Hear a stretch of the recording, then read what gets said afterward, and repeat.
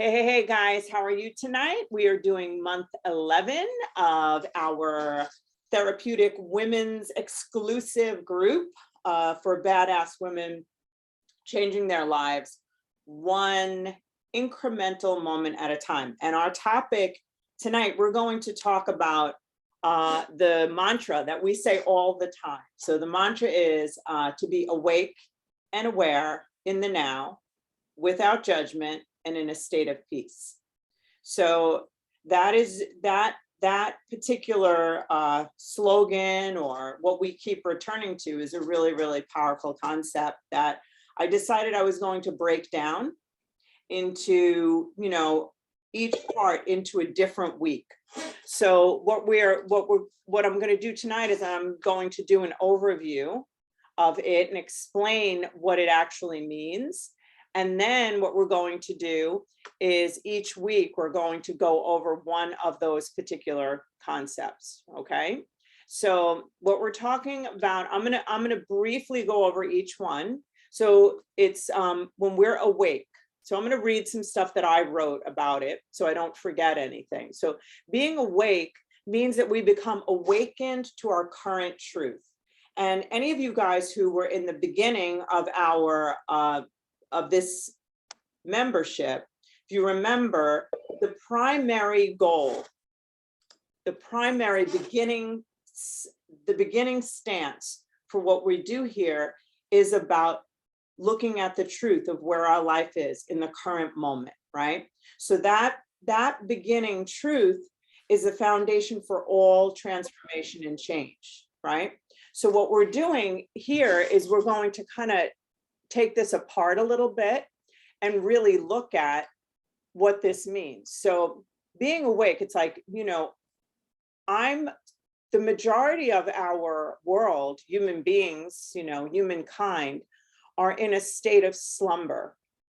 So that's why, my podcast is also #MissionAwake, right? Because it is actually my mission to create an awakening of people so that they can see the truth about where they are in their life at large, and then where they are in their life in every single moment. So much of the theme of what we're doing is we are consistently on and on and on. We are consistently placing being awake in the very, very moment that we're in, so we can know the truth in the moment that we're actually in. So I just want to read what I wrote about this.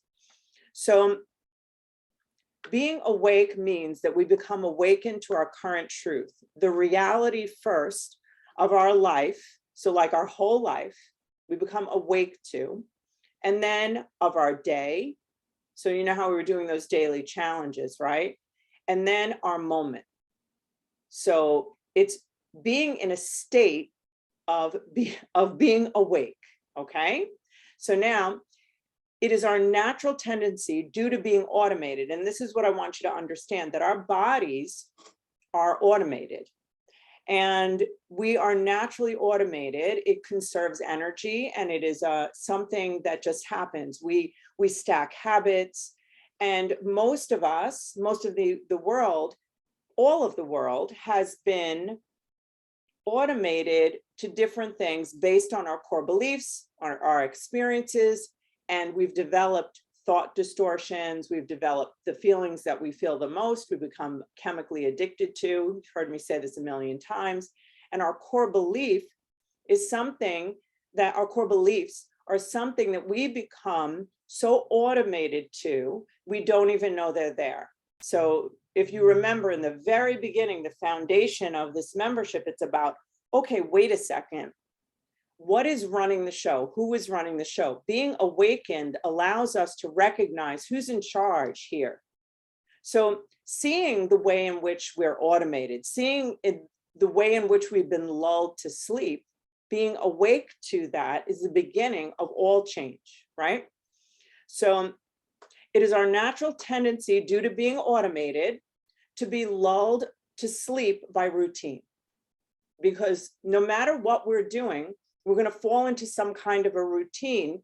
So you want to be awake so that you can be consistently evolving, building, and creating your routine in an upgrade every day. Does that make sense? So, and I'm not talking about being stressed about it or trying to constantly be perfect. It's really what our whole point here is just to be alive. It's just not to be a robot. Does it make sense? So when I say be awake, it's not like, oh, you have to diligently, upgrade and, you and point out everything that's wrong with you. No, but you want to be able to see it. And that's why as we go down and we go to each one of these themes, that's why without judgment is in there. Because when the reason that we become asleep, that we get lulled into sleep is one, because we're automated and it just becomes such a part of who we are and what we are. It identifies us. So what we want to be doing is when you become awake, you recognize the fact that this is an automated system and it's not your identity.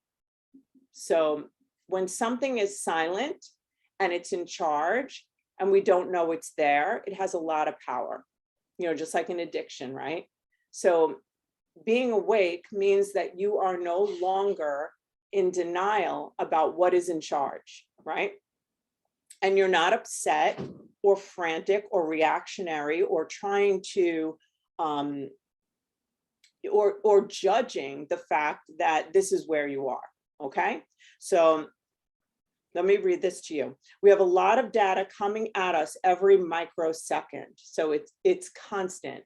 There, through our 5 senses, there is so much information coming, and our senses are so slowed down that we get such a small amount of information, of all the information coming at us, but we are bombarded by information. And all of this information is contributing to our automated system of beliefs. So whatever is, like when you guys were talking about, little things, if you're talking about, like Josie was saying, how what she feels at work, right? And that's based in a belief system, right?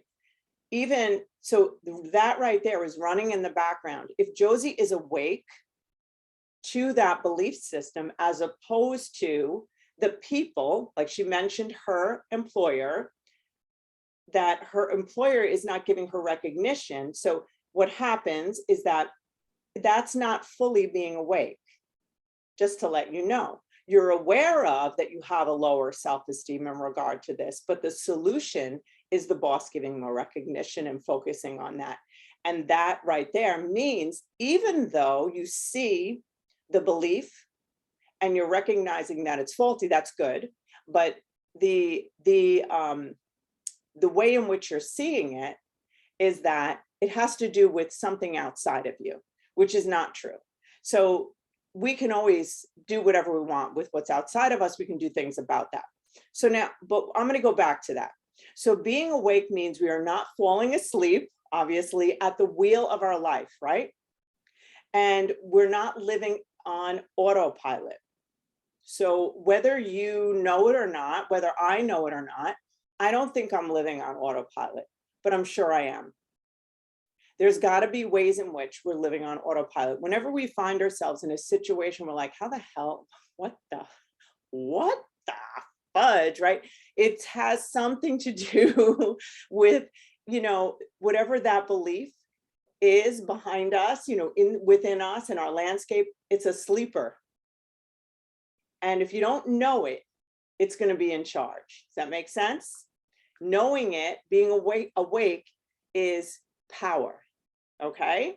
So then the next thing, awareness. Okay. Awake.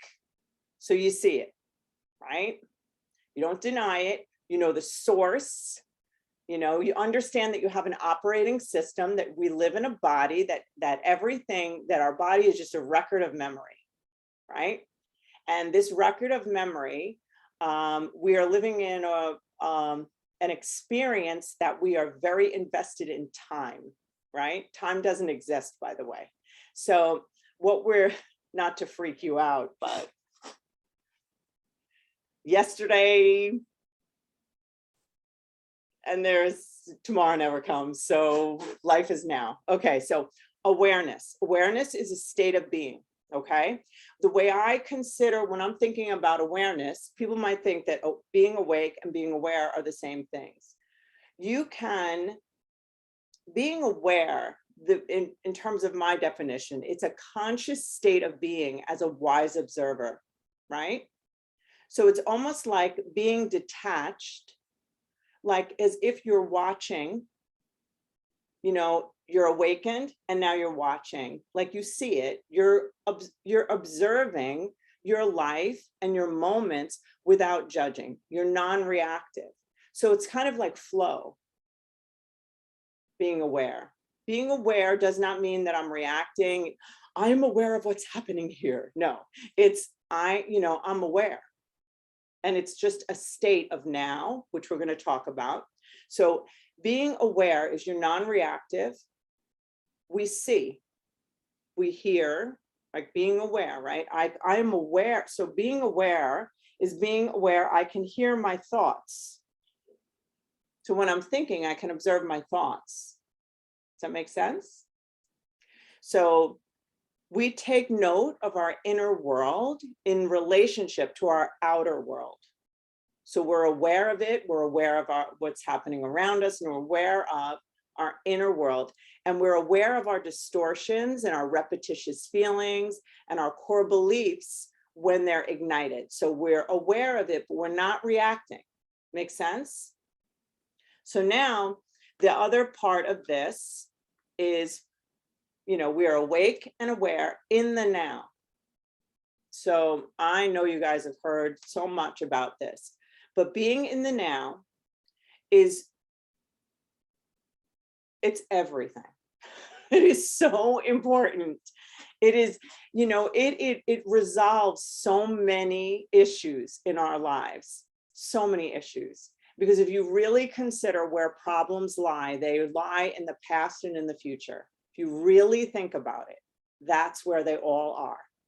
If you're in the now, right, it's amazing. So when people are really upset or panicking or whatever it is, and you can hear where they are. They're either yesterday, regret, or guilt, or also, or sadness, or not being where they were, or there's all of that, right? It's a comparison, and the future. And when you're in your future, you're in fear, worry, stress. A common experience for people is that, when we talk about stress really is a big part. Stress is fear, clearly, but a big thing with stress is that I am not where I should be. So that's kind of like the language behind it, right? The subtext. If I am stressed, I'm here, but I need to be there. I'm there, but I need to be here, right? The antidote is wherever I am, I belong. And that's being in the now. Wherever I am, I belong. Now, you could argue that to death, but even if you're in a situation that's horrible and you're like, I don't belong here, it can add value if you understand it as, how am I growing and learning here? I belong here in this moment because everything is happening for me. I live in a friendly world that's always moving me toward, if I let it, greatness and growth and advancement, right? Because if you look at the nature of growth in our earth, it's about that. It's about multiplication. It's about growing, right? So I'm trailing a little bit. So I'm going to read what I wrote. Being in the now is an awakened and aware state that is happening in real time. It is a state of being that is not influenced by time. The past doesn't exist. The future never comes. So whenever somebody is in a bad way about whatever it is, I will say to them, stop and just look around. Anything that you're feeling right now, is it happening now? So whatever happened before, let's say somebody was abused when they're a child. One of the ways to ground them is to say, whatever happened already happened. the only place that that is happening is in your stored memory, where it's like a spasm that's repeating in a memory form, but it actually isn't happening. Make sense? So the past doesn't exist, the future never comes. Time is not real. Maintaining the now is a state of consciousness that resolves most things. Most emotional difficulties arise from regret, sadness, grief related to the past, worry related to the past, and worry, anxiety, and reaction and stress are related to the future. When you orient yourself into the now, think about what happens. Any of those things, if you're in this now moment without leaving, the concerns go too. Can you see that? So if you have a feeling in the now, right, that's stored in your body, then that's a now experience that we address. So that's why sometimes, even like in therapy, people will be like, well, I don't want to go into the past. I'm like, well, as long as the past isn't in today, then we're good. But if today the past is like resonating in you and it keeps repeating, that's where we're in the now. So awake and aware in the now, recognizing that some event or some memory is ignited inside of your body, and it's like a spasm that, given the right opportunity, it's going to react and you're going to experience a memory, right? So it's a now memory, but it's a memory of before, right? So we fix it in the now. Make sense? There's the thing about the way that we're programmed, we're so programmed with time as like this primary concept that it's hard to really imagine, because our world is geared completely toward time. We just went through a whole thing that I talked about time and the management of time, and I believe in that, but everything that we're doing in the management of creating our life, and that's what I think goals are, and what we were just doing is we are managing in the now the creation of a vision, right? So we're creating something. Does that make sense? So every moment that we're alive, every thought that we think is changing our molecules, and it's building something in our life. Our life is fluid and it's constantly moving in one direction or another. It doesn't stop. So even if you're stagnant, that's building something, right? So being awake and aware in the now to that understanding, it's like shifting your mindset and understanding what we're really experiencing here. If we went into the woods and we asked, I don't know, a deer, a bird, what time is it? They would not know what we meant. Right? And it's not because they don't speak our language. The concept, it's now. Everything's now, right? So, I mean, you get that, right? Our world right now,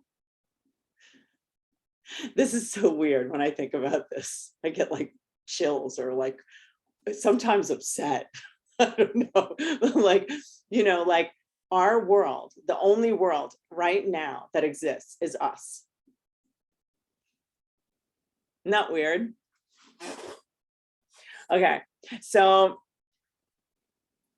when we orient ourselves into the now, we have an opportunity to grow exponentially.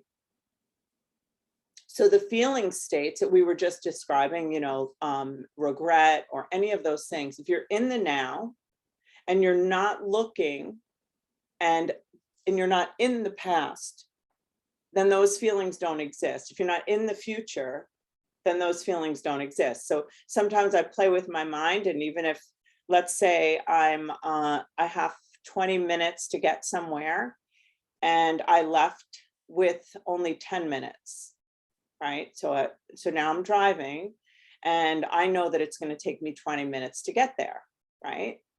So now I can, when I get in the car, be upset about what's going to happen at that 20-minute mark when I'm late then. But what I do with my mind is I refuse refuse to think about that I'm late unless I'm late. Does that make sense? So when I'm driving, and let's say I had to be somewhere at 9, and I'm not going to get there till 10 after 9, I will not think about or focus on something that I cannot control that is not in the now. So basically, I'm not late now, right? Maybe I'm going to be late, but I'm not late now. Okay. Doesn't mean that I just give myself a pass, girls. Okay. Jeez. All right. Anyhow, so the most discomfort has to do with not wanting to be where we are. So it's a state of being. I'm awake, I'm aware, I'm in the moment I'm in, my head, my thinking, my heart, my feeling, my feet, my actions are all in the same spot. Stress is, oh my God, I got to do that. I got to do this, but I'm doing this. Okay. The now is about acceptance also. This is very important. It's about acceptance and allowing, right? So it's allowing where we are to be that. If you really consider what's happening when we are not in the now, we're not, first of all, we're not awake and we're not aware, because if we're not in the now, then we're other places. And to be other places means in a lot of ways, we're in denial of the moment that we're in. So we're rejecting, this is like really a bold statement, we're rejecting the life that we're living. And if you could understand that, it's actually, if I'm so upset about tomorrow, I'm in tomorrow, I'm not here. Makes sense? If I'm projecting about the way my boss is going to think about me, by the way, I don't have a boss, I'm just talking to you, Josie. I am the badass bitch boss that I am. I can't believe sometimes the shit I say on recorded things that just tumble out of my mouth. I tell my family, I'm like, I just have to just not talk. Like, it happens all the time too. It's not just on recording. I just like, I could be at a store, I'll just say the craziest shit. But anyhow, and I do it all the time. Like, it's just, and if like my kids laugh, I'm like, did I just say that out loud? Yeah. So anyhow, I actually think it's funny, but let's get back. So believing we need to be elsewhere, doing other things with other people, right? So I should be there, I should be with them, they should be with me. You know, also another thing is a longing and wanting a different life. So remember we were talking last month about making a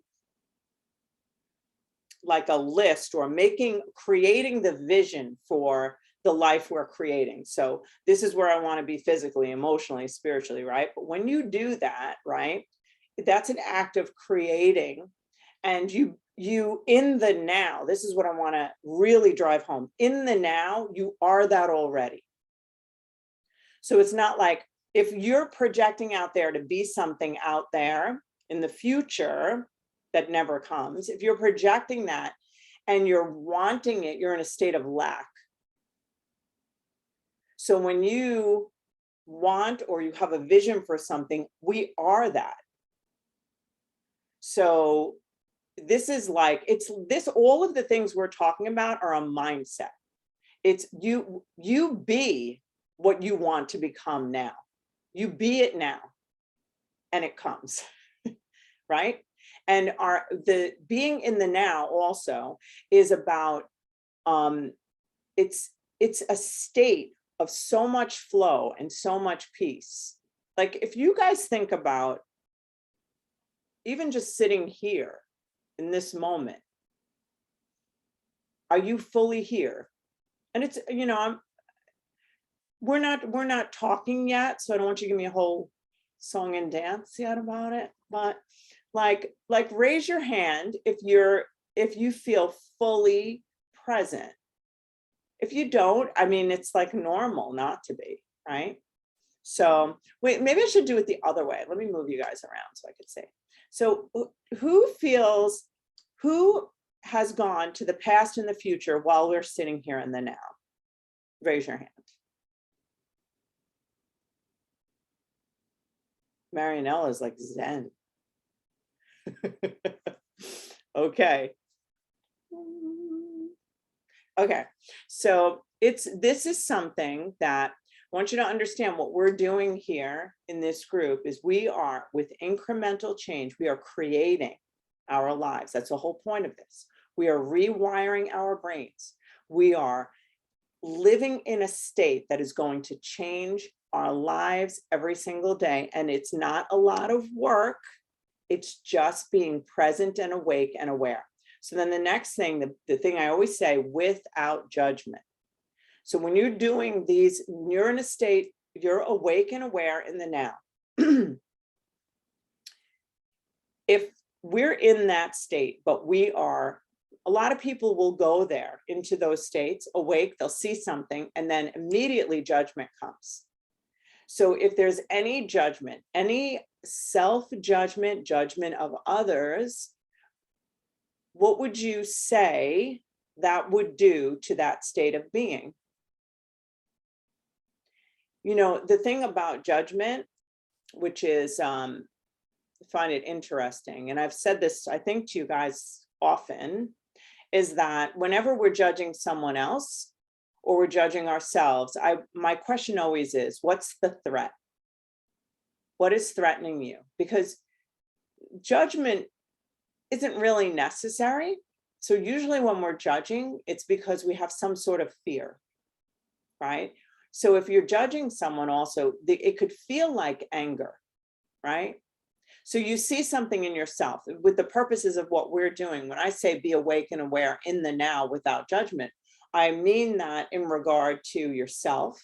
So when you become aware of yourself and you're a wise observer, viewing your life and viewing your externals, what you want to be is in that state of awareness, that flow, you want to not judge.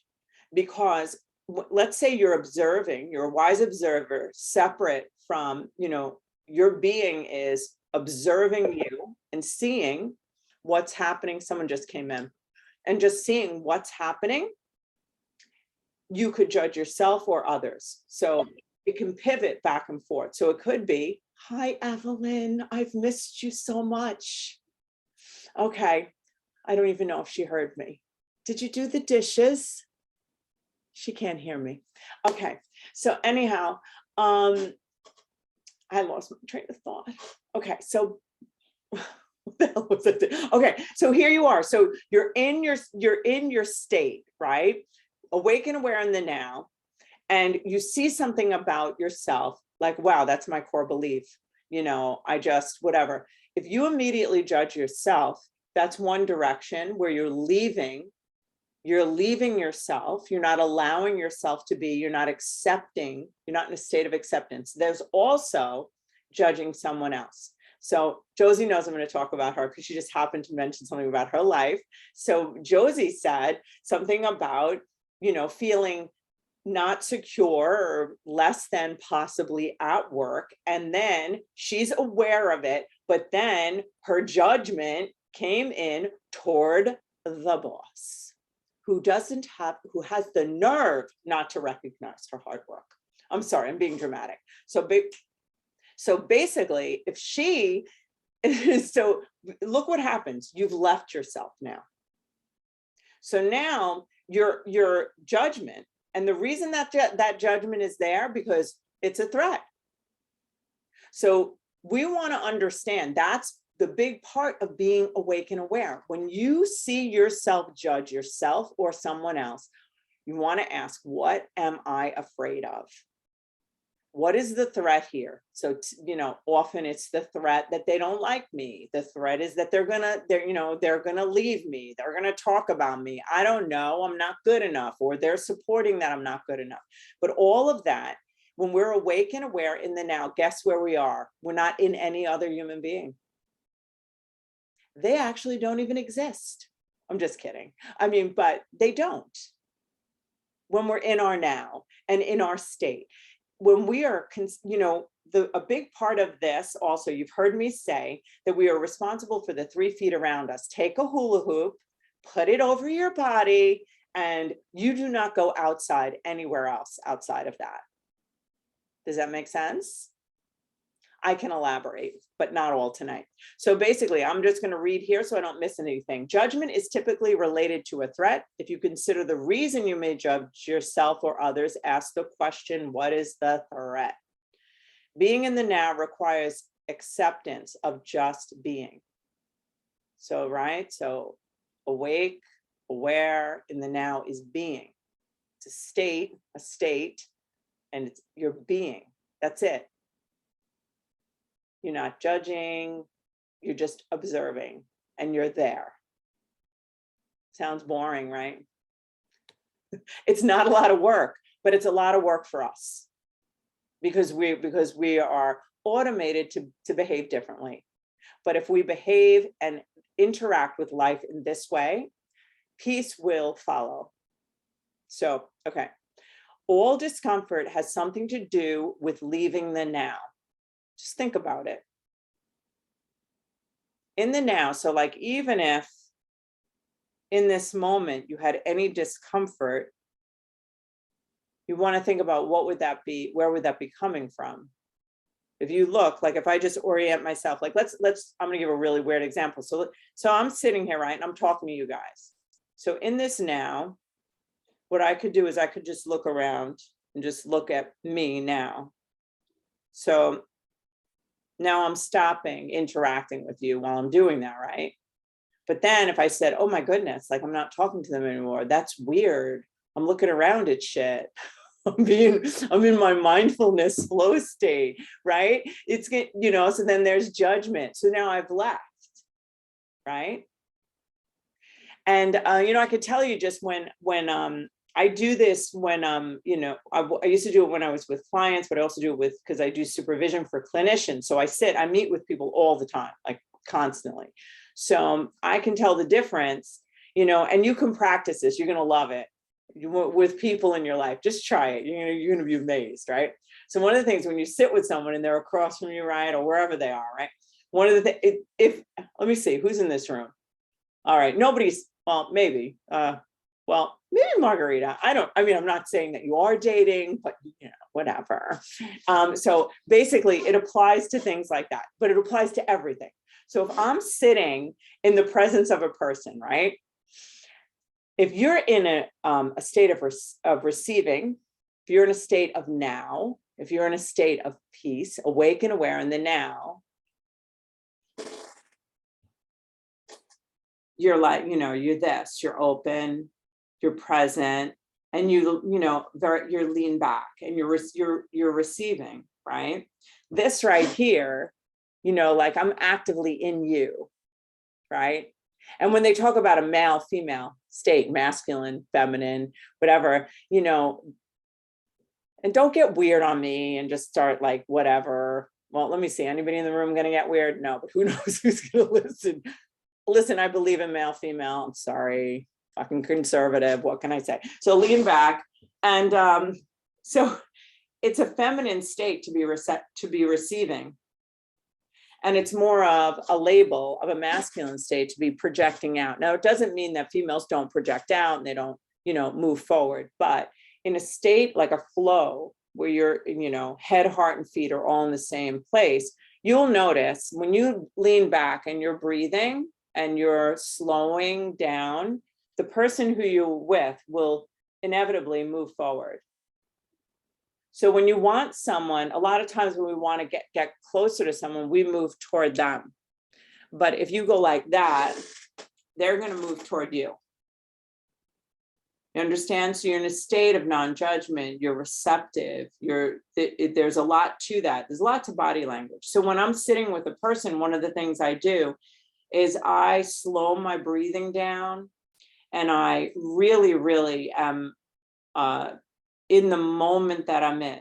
You could be like frantic doing I can go all day. If I'm thinking about the next thing I have to do, I'm not present, I'm not here. So it's a practice that if you start doing, your life will change. Okay. So being in the now requires acceptance and just being. All discomfort, as I said, has to do with leaving the now. Judgment is indicated when the now isn't good enough, right? So it's kind of like, when you're in the now, are you judging your now? Because you need to be somewhere else. Being awake reveals the truth of your moment or of your whole life, being awake to it. And the being awake to that, you're awakening a state of hiding, because we've been taught our entire lives through all different means that the truth is not good enough, and that we are really meant to hide our authenticity, our reality, just being in a state of presence is thought of as weird. So we are really conditioned to be running away from the moment that we're in and running away from the truth, from mistakes. So let's say whatever your life is now, we typically do not want to see those things, because inevitably there's going to be things we don't like, we want to change, whatever. But it's, if we were coming from a place where we were, drawn to mistakes, like whenever something happens here, at work, there's always an opportunity. Like a mistake is an opportunity. I mean, it's frustrating, it's hard, but it's something grows from it every time. We create something out of a mistake, a system or something, so it's cool. So, it's changing our mindset. Being aware requires a graciousness. You have to have a graciousness toward yourself. You give yourself grace, right?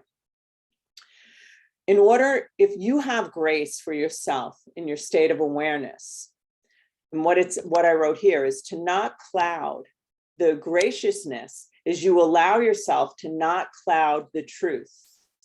And you understand the necessity of observation, right? So it's, in order to grow, in order to do anything, we have to know what it is. Nothing changes until it becomes what it is. And then the thing that I always say after this is that, we're awake and aware in the now without judgment, right? But what we're doing, and this is super important, we are prioritizing peace. So all of these things work together. So if you imagine for a moment that you're going to prioritize peace in your life. That's a practice I'm doing now. I experiment with things. So that's just one of the things I do when I'm getting ready, whatever I'm doing. When you're awake and you're aware in the now, you're able to recognize when you leave peace. And I've talked to you guys about marrying or staying committed to a state of being, which I've explained to you about. Like, if you know the state of being you want to maintain, and it could change and evolve because you just want to be something else. But I love actually the state of being of enthusiasm, energy, and happiness. I'm very committed to happiness. Happiness is not a sin. I think a lot of us have learned that it is, and to a state of peace. So anything that, even a moment like a breath, that takes you away from that feeling of peace, if you're awake to it, you see it, right? You see yourself and you see the shift and you're aware. Now everything we do, we actively in the moment make micro shifts, and we accumulate these micro shifts that change our whole life. Does that make sense to you guys? Okay, so I'm going to open this up. I'm going to let Josie talk first because she has to leave.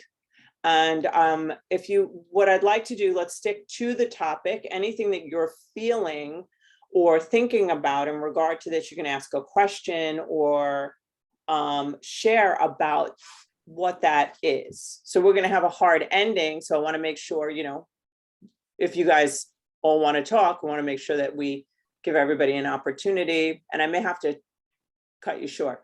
Okay, Josie, what's coming up for you in regard to what we're talking about? So what you said about making a mistake, creating a system, that is absolutely true, because that's something I've always struggled with too. I wouldn't take risk and go outside of my comfort zone to not make that mistake and just stay safe. So now I do make mistakes and it sucks, but every time I make one, I'm like, oh, I survived. Look, I lived, I didn't die. So it's making me more resilient in that way. But I find that I still crave that like approval, like, am I doing a good job? Is this good? You know, like, and it's just not ever going to come from her. So I have to get it from myself. You know what I just find interesting is that the absolutes that you just spoken, you know, it's like, it's just never coming from her. It's never coming from her. Well, I mean, to me, like, I would love with everything in me to challenge that, because basically I do believe that if you were the person who was in a state of win and recognition of your wins, and you were valuing yourself, no one would be able to help being drawn to you in that way. And if they weren't, it wouldn't matter. So, and the interesting thing, the person who has gets more. I don't know, you know, it's true. So like, if you're in a state where you're just like, hey, you know what, everything that you value that you do, now you're awake and aware in your hula hoop, in your 3 feet, you know, being aware of the fact that, see, you listen to the other thing you said, you talked about, now I make mistakes. Well, you made mistakes before. We all know that, because we all make mistakes. But you listen to the mindset. The mindset is somehow that mistakes, now I'm like, I lived. Now think about it. The perspective that you lived tells me that it's still a mistake averse life. Well, I take more risks now, so I make more mistakes. That's awesome. Because now, see, the truth is like, you know, is it more of a risk to take the risk or not to take the risk? Which is the greater risk? So now, but when you have a mistake, you see, you're like, well, I lived, but is that what happened? I mean, I survived. I feel like it made me more resilient. Like you got hit by a bomb. Huh? You sound like you got hit by a bomb when you say I lived, I survived. Well, because this has always been tied into my anxiety, and my anxiety has crippled me many times at work, and I'm learning to not let that happen.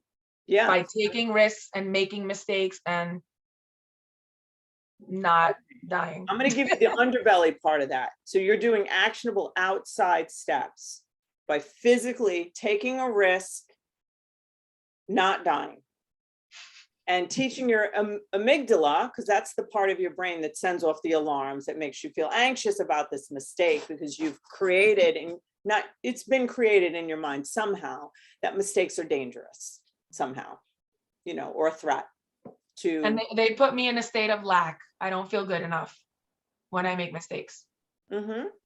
So the real work, no, I shouldn't say real work. Those are good things, because what you're doing is when you're doing the thing and taking the risk, which allows the mistake, you're allowing the outside thing to happen, which gives you the opportunity to be awake. That means you see it, but you see a little bit more truth. That right there, is that actually true the way you're seeing it? You see it, but the real thing to see is that, wow, you know, it's kind of like, it's kind of like I survived this very bad thing, because your belief system is that a mistake is a very bad thing, right? So I'm going to do it anyhow, so I'm not afraid of this very bad thing, which you see, which is a way of growing, but there is an inside way of growing that this whole thing that we're doing is about. So the inside way of growing is, oh shit, that's happening outside, you know, out here, mistake land, right? Now I'm awake. I'm aware. I'm an outside observer. I'm observing. I'm a wise observer. What is it about that experience, that mistake, just then, that has created this, whatever is happening inside of me? So the question is, what is it that just happened inside of me, right? Now, you want to know that, oh, wow, my immediate reaction was, oh, I'm not valuable. Or, oh, I'm going to be found out. I don't know. Or I'm not good at my job. And now the reaction, right? So now you're watching. But so the thing is, you want to observe what are the thoughts, the distorted thoughts that are immediately triggered, that are coming from a belief. And then you're feeling the feeling you feel the most, that you're addicted to, anxiety. Anxiety, so it gave you an opportunity to feel something that you're addicted to feeling, because our body becomes addicted to chemicals, just like it gets addicted to heroin. So basically, if you start to notice that you're not having as much anxiety in your life, your body is going to find ways to bring you back to a state of being that it's accustomed to. So the real, I have to find a different word. It's so common to say, so when I keep doing it, like the real work, this is not work, it's awareness. It's really so much less work. It doesn't require really anything except being awake and aware in the now. Like you don't have to really do anything. So it's like, so that you just notice what you're thinking and what you're feeling, and you're gonna make a little doot. You know what? Does that thought really help? Like even what you said, I know I'm never getting it from her. Well, she sucks. Even that thought, she sucks. What does it do for you? Nothing. Well, it does something. It makes me feel like I'm right in the moment. Like I get to say she sucks and to feel right about it. Yeah, and when we feel right about something, when somebody else is wrong, right? What yeah, but what does it validate? My belief system that I already have. Well, what is it? That she sucks. I think more if you make her suck, then you don't have to suck. Oh, well, yeah. Because that's what you really believe.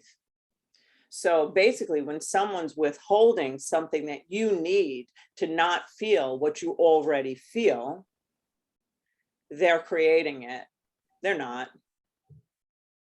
She has her whole belief system and her whole thing. She may have learned whatever. It doesn't matter. She's not here. But I think it's hard to say like, oh, I mean, I don't know if you were going to get to, I shouldn't care that much what other people think or something, but when it's your boss, you kind of have to. You don't have to do anything, really. You can decide to do something. So, maybe something that, I mean, who made that rule? I don't know. I mean, you can still do the work that you feel is in line with who you are as a person, and create the things that you believe in. And also, we're not a tree, so we can move. And part of getting the information of the interaction and the way the relationship is could just be an awakening to you about, this doesn't align necessarily with where I want to go in my life. However, I could even argue that. I mean, I don't know if it's true or not, but the argument could be, I don't like the word argument, the discussion could be that she is a gift. She's a precious, beautiful gift in your life. This is happening for you and for your growth and healing. So the moment that we're in, that we want to fight against and not be in, if we believe that the world and God and the universe is a good place, and that things are happening as happening for us to create better things in us, then even though the majority of people are reacting to those things, the wise ones who are observing are saying, how can I extract the greatness of myself out of this moment. So what would I do? What is this gift that this woman is giving me by not giving me this? It's a better gift to It you. is. It is. There's growth, and I'm learning to depend on myself more. I mean, I still crave those things, like you said, because I'm addicted to anxiety and my body brings me back. But this is a newish job. I've been there for a year, so it's been very uncomfortable. But when she doesn't do that, I learn to depend more on myself and to need it less. It's just, I just did something really awesome, and I really thought she was going to do it this time, but she didn't. So I have to just be proud of myself. And like, I was pretty surprised that I was able to get this done. And that's a reward in itself. I'm just curious. I mean, I have no idea what your situation is. So I'll It's just say too what. long to explain. Everybody will come. The next time I see I don't you. want you to explain. Oh, Don't. no. But the first thought that came to my mind was that I was picturing myself in this situation while you're talking. I'm like, oh, I might go, hey, you know what? Did you see how good I did that thing? I can't believe it. Like, I conquered that shit. What do you think? See, like, if I want something, I'm going to go get it. And she doesn't have to say yes. The next time I see you, Alison, I am going to tell you, and you're going to go, you know what? You were right, Josie. I'm going to tell you because it's too long. Okay, it's fine. But remember, so the thing here is that she is a gift, but the way in which she's a gift is the shifting of your thinking. You said, what did you say? I still want that. And everybody. I still crave the approval. I'm still addicted to the anxiety. I'm used to it. It feels familiar. Wait, stop. I still crave the approval. That's the spot I wanted to. I'm addicted to the anxiety. We know that. The approval part, that little thing right there, when you crave approval, that is born somewhere in your body. And we know, I think I know, but that's awake and aware in the now without judgment is looking at yourself and saying, dear sweet soul, you are desperate for approval. What is it about that? Because the more desperate we are for approval, the more people around us will not give us approval. So what is it? And it's your mom, isn't it? Yeah. So isn't your boss your mom? Oh God, Alison. Would you like to not have your mom as a boss again? If you want to just not have that happen again, we're going to conquer this shit now. Wow, mind blown. because when she loses her power, you're not going to have a boss mom anymore. You won't have those jobs. Thank you. I'm sorry, everyone, that I took up so much time, but I'm literally going with like mind blown. Love you guys. Love Have a you. good Bye. night. Bye. Don't be threatened by your mom boss. No. Bye, love. Bye. Okay. How does this resonate, or do you have a question about what we're talking about? Awake and aware in the now without judgment and in a state of peace. Lisa.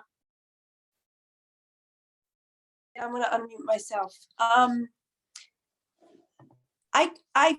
mean, I could definitely relate to everything that Josie was saying. And I mean, I feel like that's me, like, you know, wanting the approval, not feeling important. And I'm triggered at work also, but it's all internal. I mean, everything externally is fine. I guess what I'm really struggling with is how to make those thought shifts. You know, I think about what you said when like you become your own cheerleader and like that's what I need to do. I'm so busy putting myself down internally, despite like nothing that's going on outside, you know. That's really what I need guidance with in terms of shifting, like those incremental shifts. I'm not saying it's easy, but it's simple. So the simple, and that's where the awaken, aware, and the now without judgment thing comes in, right? So basically, the thoughts that are running on a loop, which you guys hear me say a lot, is that we have all of the thoughts that we think a day, right? 91% of them are the same thoughts we thought yesterday, and they run on a loop. They're electrical impulses, and they're fueled by the neurological network that has been developed in us that tells us, that puts meaning to things, the connections we've made, right, in our life and about ourselves. So our identity is very strongly embedded in that belief system. So the thoughts are being generated and interacting with that neurological network, your blueprint, your map, your belief system. It's all different words for it. It's your thoughts interact with that. So your thoughts create more connections. The belief system creates more thoughts, and they all are very committed to staying and supporting those beliefs. So any outside information that could change those beliefs is filtered out, because the body is conditioned to keep us in a state of sameness, to conserve energy, and also for a lot of reasons, because it feels safer, and it's programmed. It's just like, it's like whatever you put in a computer, it's not going to accept things that are not there. So now, and that's just the facts. And then the feelings, the chemical reactions are also interacting with it. And they're all a big shit show, basically, of an automated system that is supporting whatever your thoughts are saying and believing. So what you want to do, the way to shift, I think you want to think of it, a lot of us have been conditioned that there's going to be a breakthrough. I mean, it happens. I've had things like that happen, but it's really an accumulation of incremental little micro actions and shifts that do not support the information that's already in there. So it's instead of our thoughts being from something that's already there, our thoughts being pulled from yesterday and pulled from memory, which is most of our thoughts, right? 91%. If we are in a state of creating instead of reacting, we are creating new things, new thoughts that do not feel natural. They do not match your neurological network at all. So they're in opposition typically, but we're not fighting that. So we don't fight that system, because anything you struggle against owns you, and you're giving it energy and focus. So wherever we focus, energy flows. So we want to focus away from it and create new concepts. That's where sometimes like affirmations come in, but affirmations, if they're just words, they're not really, they're thoughts, but they're not actually generating the emotional state that will actually make your brain fire in the other way. So there's a lot of firing going on in your old system that's internal, that I don't, people don't like me, I don't have approval, blah, blah, blah, blah, whatever. Now you're going to, when you're awake and aware, then those thoughts don't get past you. You see them as an external, like, I'm a therapist, right? So I sit there and I can hear, I can see it. I'm outside of it. It doesn't have an effect on me. I'm like, oh, that's what's going on there. When you're inside yourself and it's happening, it feels like it's you, and you're not being able to be a wise outside observer who can say, oh, that's just a bunch of electrical shit going on. I think I'm gonna create something different over here because I like it better. That stuff is really causing me difficulty. So whatever meaning we have attached to things, if the meaning doesn't work, who said we can't change it? Can you give an example? I'm having a hard time, like Yeah. something. Well, why don't you give us an example of just not just an example of a thought that you have that matches your belief system. I'm fixing my hair and I'm not supposed to do that on a video. Sorry. So as a speech, I'm a speech pathologist. I work in a school with children, and then now I share my space with another speech pathologist who I like so much, and she's very effective. And it's this I feel it's this lie that, and I know you've talked about this before, that when I hear her being effective with her students, it makes me feel like I'm not effective, which is bullshit. I mean, it's just stupid, really. But Well, even just saying it's stupid is critical also. So well, I mean, that's me. I'm very critical of myself, and you know, it's the I'm not good enough. I'm not doing enough for them. They'd be better off with her. Like this, these are the lies that I'm telling okay. myself. So I can even hear that by the way that you're talking, that you're criticizing yourself for having those thoughts as well. So that would be being awake and aware with judgment. Because basically you're kind of mocking yourself for thinking like that. You think like that because you're programmed to think like that, and you are not your thoughts. And your thoughts are only in charge if you let them be.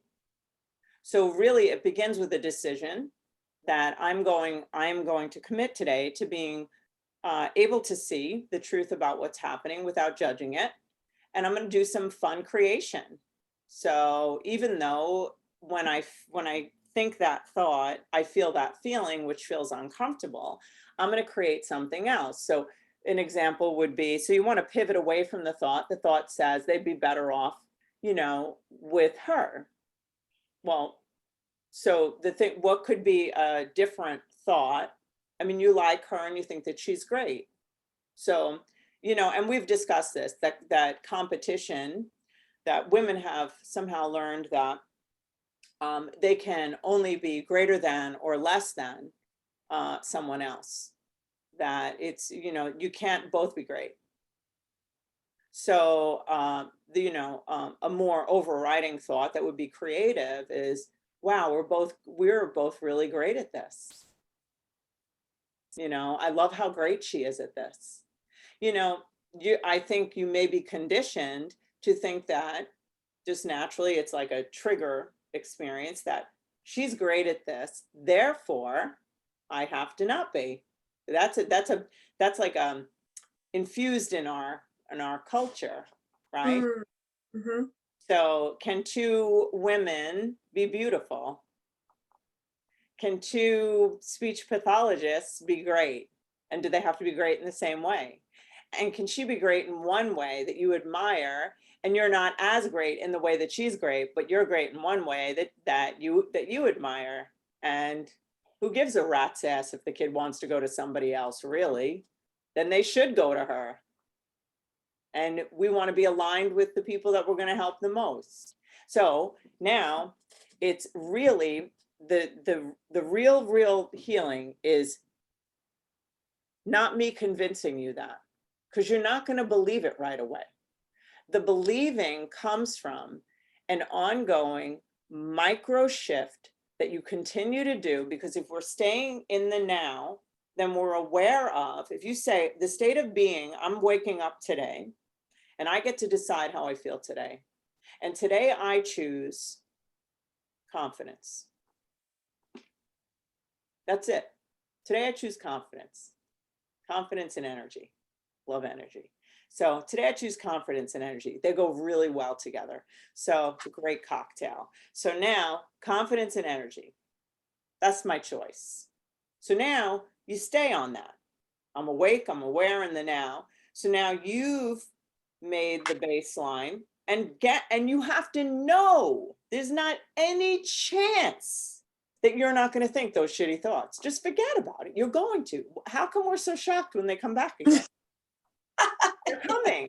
You're wired. There's a programming.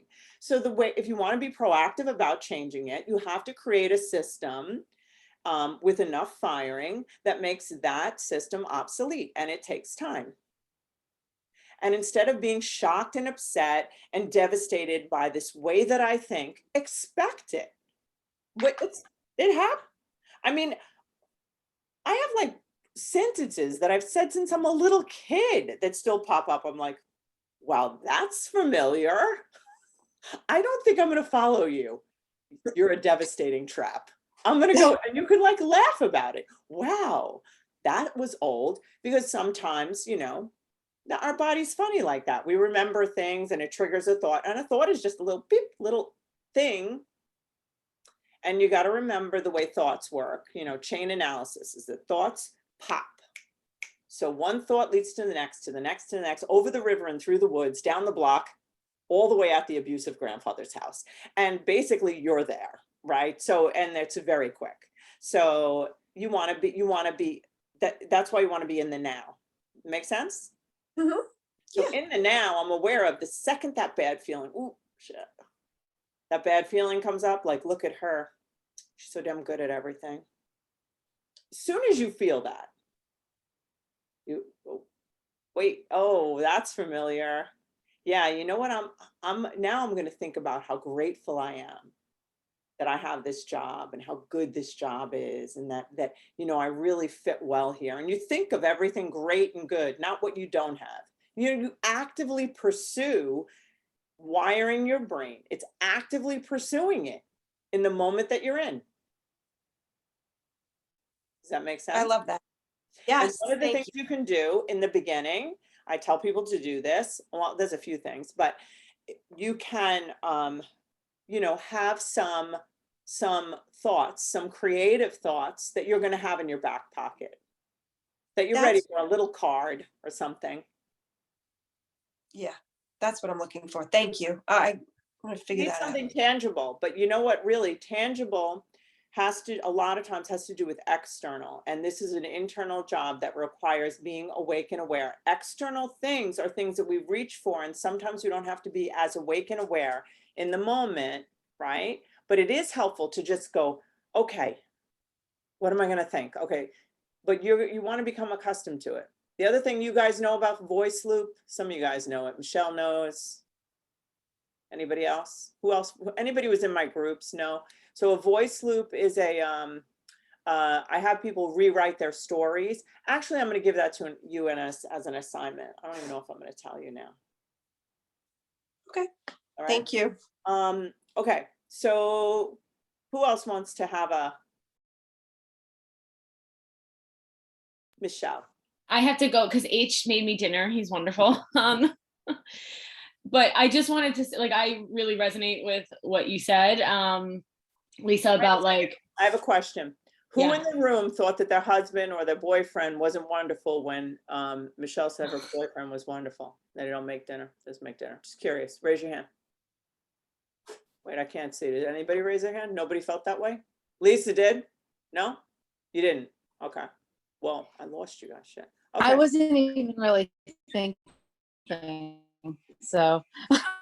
Okay. I just want to know. I'm not casting so much judgment on people. That's awesome. Good. Just checking. Okay. I want to know if you compared.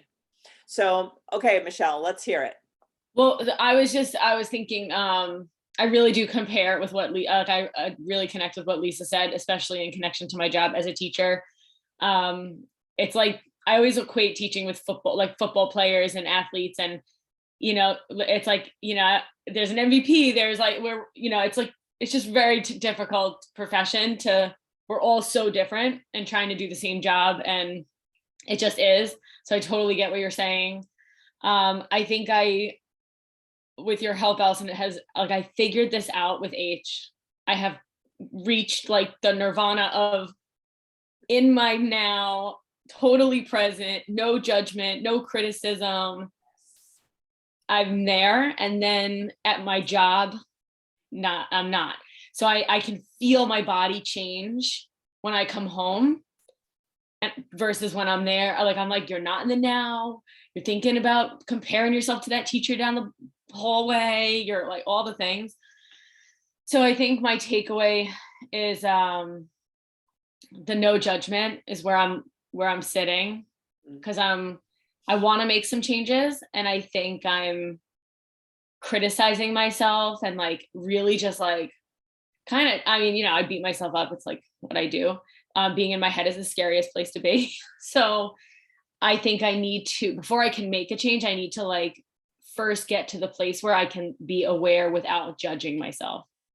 Yeah, Because the judgment causes me to recycle right back to the beginning, and I'm working 3 hours overtime, right? I'm like not sleeping enough, overworking, my workaholism, because I know I'm doing it. I want to be different. I judge myself and I'm back to workaholism. So yeah, just to resolve that.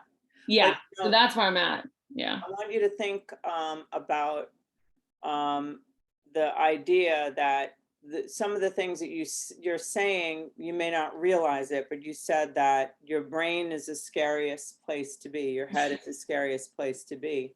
One of the things that you could do that's very internal and it's really super simple is stop identifying yourself like that and start. And this is what a pivot is.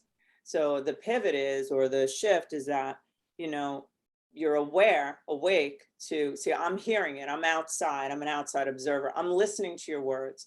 That's another thing. I listen to words because I can hear right away when it doesn't resonate with goodness for you. So as soon as I hear you say, my mind is a bad place to be, whatever, scariest place. So how about from now on, whenever you refer to your mind, you say, my mind is my haven.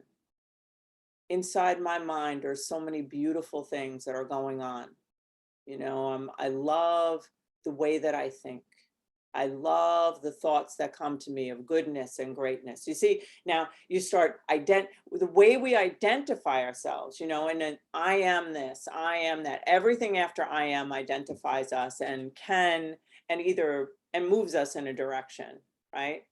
So like, I really don't ever, from this day forward until the day you die, ever want to hear you say, nor should you ever hear you say those words, that you're describing yourself. And then, I go to workaholism. So the aware part is I feel threatened by other people's goodness, and my survival skill is to work harder so I can not feel that bad feeling. Yeah. Right. That's the truth.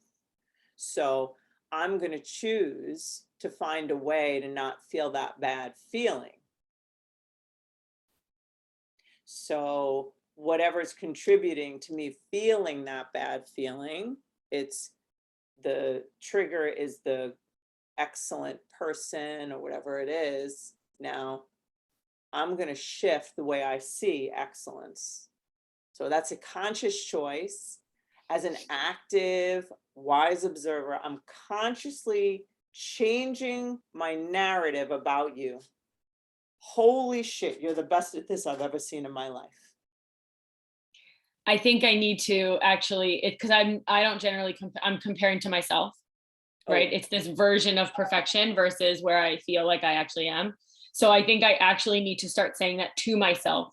Oh yeah. Like, you are excellent at this. Like, and in the now. Right. So when you're here, you're saying you need to be somewhere else. So you're not staying in the now. I'm beautiful now. I'm great now. I am this.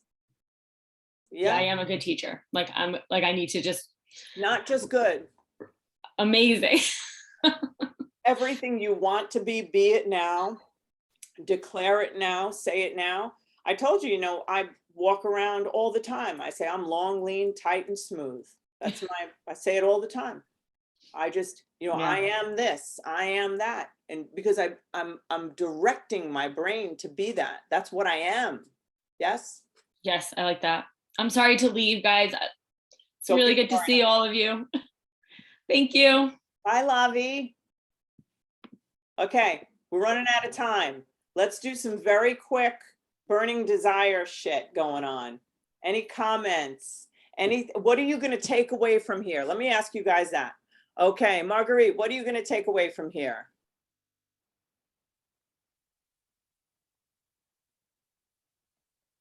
You're on mute, my love. Let me do that. All right, good. Hi. Hi, honey. So, hi. So, what am I going to take away? Well, I mean, I have to, let me think. Well, I have something that I've been wanting to do, but I'm really like, I guess I'm procrastinating it to do it. And one of it was because my hormones were like on the floor, and I just found out that 2 days ago. So I'm finally taking like energetics or whatever, what is it? Yeah, I think bioenergetics. I don't know. Anyways, my doctor gave me some stuff. And so I feel better even just one day in. He said he couldn't even believe I was like functioning. He looked at me like I was crazy. But so I think that's gonna help me. I'm the one who jumps out of the airplanes, I do it without thinking. Not because I don't really want to think about it. I just want to be brave enough to do something. So taking those risks is in part of my life, being an entrepreneur forever, since birth practically.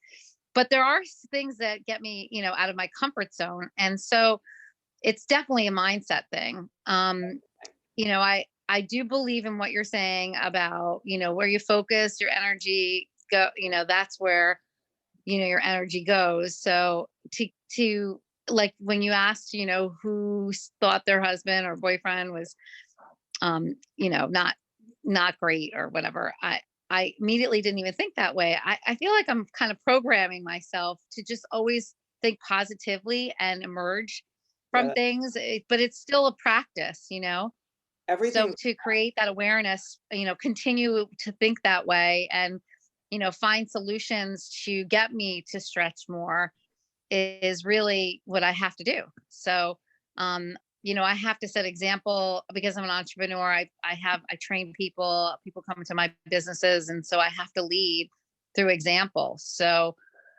Hey, yeah, listen, so I want to say something to you. Listen, I want you to do one thing. Okay. You ready? This is I'm what ready. you're gonna do. Okay.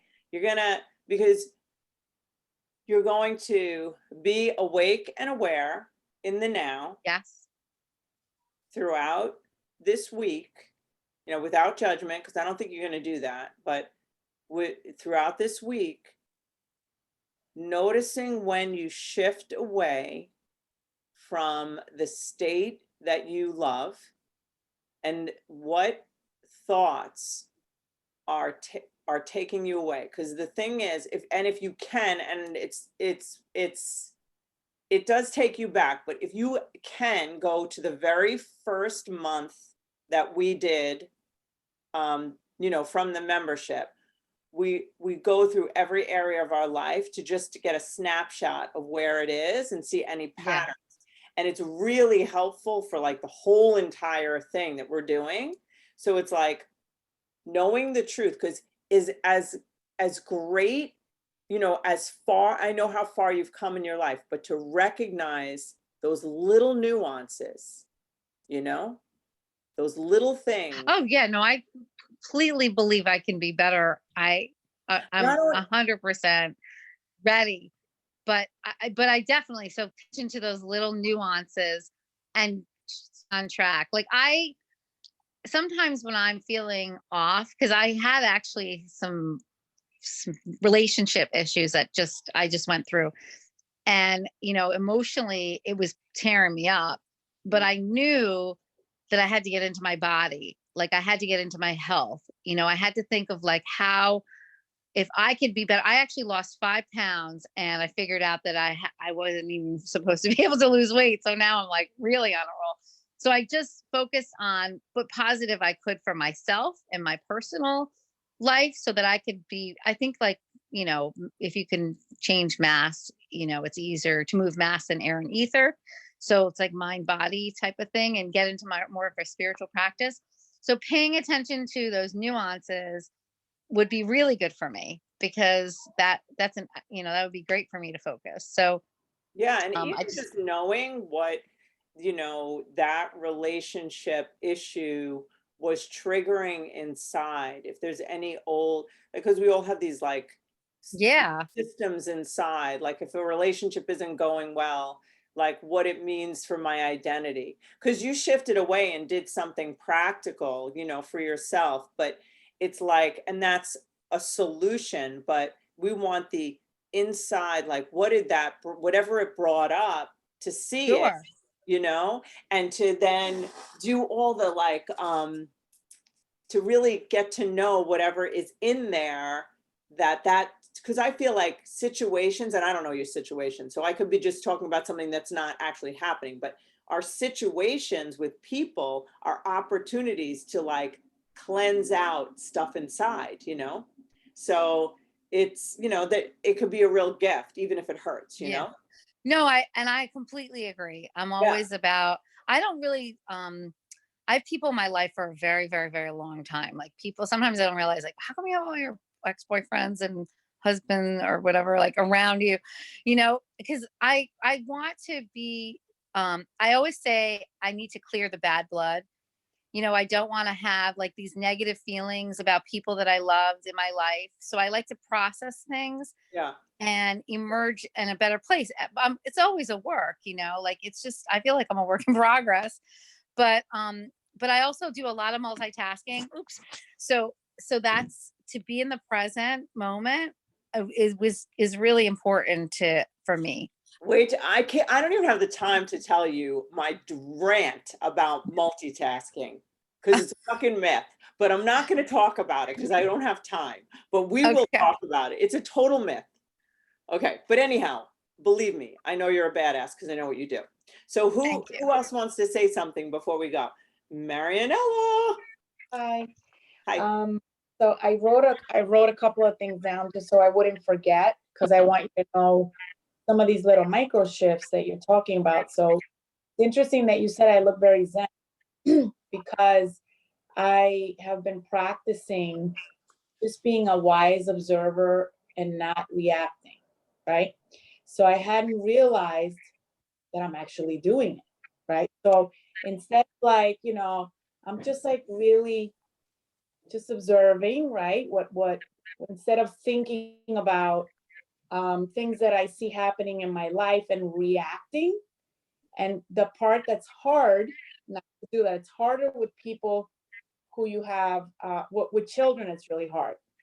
Like, I think I'm having the hardest time. The only place I'm having a hard time is with my 4-year-old little girl who's a firecracker. And I'm not gonna, I want to embrace that, but I need to balance it with, showing her how to regulate her emotions and talk to her about, what are you feeling, without going into my mind of like, I used to feel like, oh no, it looks like she's about to have a tantrum, or, oh, and then that was like something else was happening in me and not allowing me to guard my peace.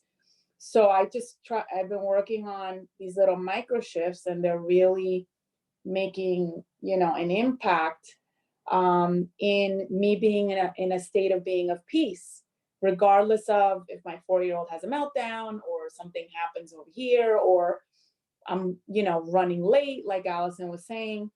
And one of the things that helped me is the multitasking is a myth thing, because I was doing a bunch of stuff at once, and then that was affecting my peace. And I'm not an anxious person. So the other thing, and the last thing I wanted to kind of share is, you know, kind of our truth, asking what I want and saying what I want, and really knowing that for myself. For instance, I've always been confident, but somehow I figured out I had a core belief that, let's say I just wanted to splurge on something ridiculous because I want it. I'm a girl. And I just, whatever it is. Did you guys freeze up? Did I lose you? I'm not, I can hear you perfectly fine. Okay, good. I just, so I realized, being a wise observer, that I used to talk myself out of, I don't really want that, but I really did. So then I said, I've done this twice so far, where it's something, I was away on vacation, it was like a ridiculously priced bag, but I was away and I wanted that as a part of my memory of, this beautiful Fendi bag that I wanted. And I was just like, yeah. And my husband's like, honey, what are you looking at? And I was, yeah, this is what I want my anniversary gift to be. That one right there. you know. And then the last thing is like the old wiring, making it obsolete by doing the little things. And it takes some time, but it really is happening. And so I just practiced that again this month and was like, you know, I really want to do this right now. And so instead of being in like a state of lack of the longing, which not that that was a real issue for me, but just kind of like, well, you know, does this really, I would go into something else where the truth is, this is what I want. So what I did was I was like, okay, this is what I want. So let me just figure out how this is happening, because it's happening. And like making that decision, marrying it. And then that's what happened. And then I got what I really wanted instead of telling myself something else, because I don't know if it's because I was middle child or what the heck it was, but I always had to be the understanding one.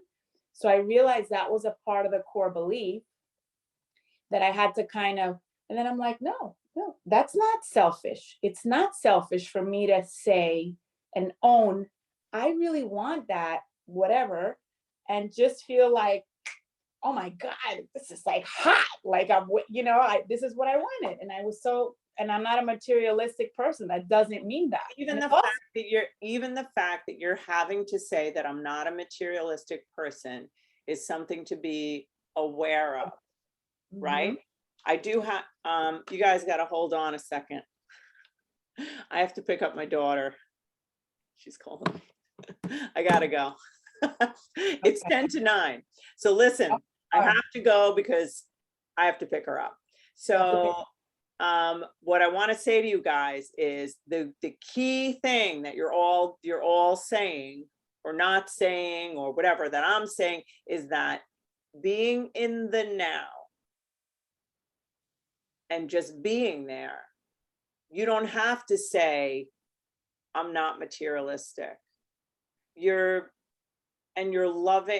loving something, being in it, like just allowing yourself to be is the antidote to almost, I don't know if I can say everything, but I feel like maybe I could. In a state of acceptance and peace now. And notice, like, until we meet again, notice how often you want to shift away from now. What are you running from? Like, what are we running from? Truth is good enough. I gotta go because my daughter was calling me, and I was supposed to end this like a half an hour ago. So love you all so much. Such beautiful women, really amazing. Comment. Thank you. Bye. Bye, Alison, I'm Margarita. gonna see Listen, you next weekend. I'm coming What? next weekend. I'm gonna see you next weekend. you are I'm coming to what? to, isn't there like something in Long Island? Oh, yes. Yes, perfect. Got you. Okay, Yes. good. I didn't know what you meant. Yes, good. I'm gonna see you. I gotta go though. I gotta go. I gotta close this building and I'm supposed to be somewhere at 9. I love you so much. Bye, guys. Bye. Thank you. Anybody who didn't talk, Amazing. leave me Bye, a girls. comment. You girls See you who soon. didn't talk, I want you to comment. Tell me what you have, anything. All right, I'll answer you back. I love you. Bye. Bye.